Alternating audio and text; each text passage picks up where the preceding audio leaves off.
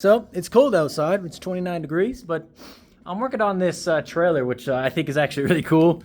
And I just had the mask on for about like an hour and a half, almost 2 hours. So you can see how like imprint it is. Kind of nuts.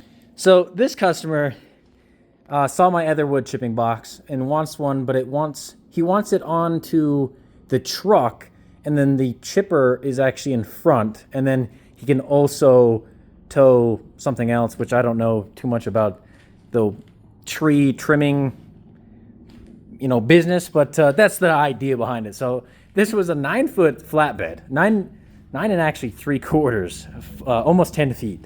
So I had to cut it off, which I screwed up my thumb because while I was cutting so I cut the top off and then I cut the bottom off, which was not a good idea because when I cut this, it fell apart and then slammed the grinding cutting wheel and just like kinked it, pulled it up and threw my thumb back, and oh my lord, it hurts. So now, it's almost normal now, but it hurt like hell at the time.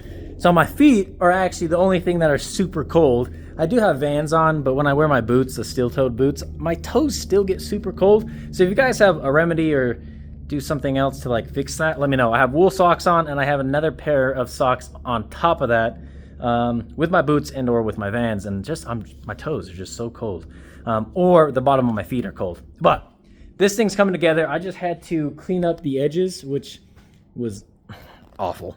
So this trailer or this flatbed has this like, I don't know what this would be called. It's like some gripping material, rubber, and it was on the edges. So I was gonna grind it down, and then I decided, you know what? I can make my own little chisel and chisel it, and then just flap disc it down to the metal, which that sides look really nice, but this one's like a little rusted out. It's not amazing, but it's gonna work out. This is gonna be a 6-foot by 8-foot box, basically. So just prepping it up and getting all cleaned up.